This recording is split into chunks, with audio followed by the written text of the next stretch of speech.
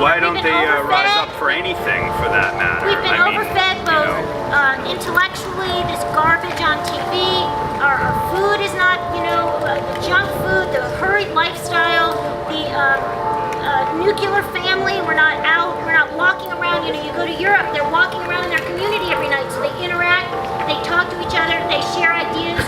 We're fed this diet of sitcoms and soap operas and fast food, and we're in our single family homes and we're not out interacting with the community, and this is somewhat of a symptom of a society that has isolated themselves and then allowed themselves to be defined by their credit score or other artificial means.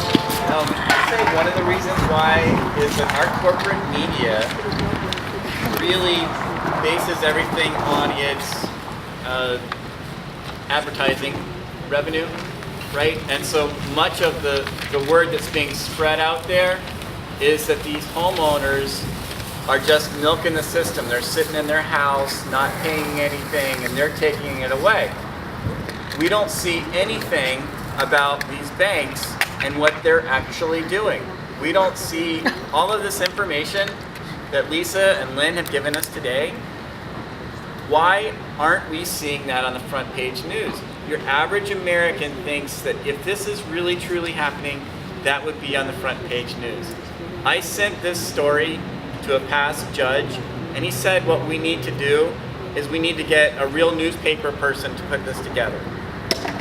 And I thought about that, and I'm like, well, why aren't they putting it together? And that's a lot of it. You get a Pulitzer Prize. The other thing that's going on right now is HB 213, which is a really horrible bill, is going to be headed to the Judiciary Committee Tomorrow morning. Tomorrow morning. In the Senate. The Senate. Tuesday. Oh, in the Senate. The Senate side is, I thought tomorrow morning. I looked at the. Oh. I looked at the State House website, Okay. and it's not on the agenda yet for the Judiciary Committee in the House. I thought it's on for tomorrow. As of yesterday. The Senate part of the bill, Senate Bill 1809. So it's the Senate bill. As of yesterday, it's not yet in the House. They're voting However, on it at 10 a.m. What? They're voting on it at 10 a.m. In the Senate. Yep. Okay. Right now on the Occupy website, there's all the House members. I don't have the Senate members. We can pull those up as well. But it's important that we get phone calls out to these folks because it's easier to kill it in committee than it is on the House floor or the Senate floor. Because there's less numbers. Because in the Judiciary Committee, if we get 11 votes against, we kill it. On the House floor, we've got to have significantly more number of votes against. So it's more important now. It's critical that you make those phone calls now. That's all I'm saying. We've got the House numbers up on the Occupy website. We'll get the Senate numbers up later on tonight. Very good. Question regarding 213. Will that the fast track foreclosure bill also take some of the exposure that judges now face? What maybe future repercussions for judges that when it's finally exposed that these judges were complicit in handling these and okaying these fraudulent documents as they went onto their desk? Will 213 kind of serve to protect them a little bit as well? Just by fast tracking and taking that little aspect of their job out of their hands? Is that?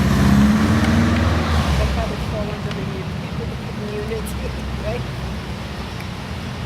I don't know. I mean, it still allows for a very brief wave through the courthouse, which is really all they get anyway. It's because they tried to pass a non-judicial bill for a couple of years, and then they realized they just couldn't do that. Yeah. Okay. So they said, okay, we're going to call this.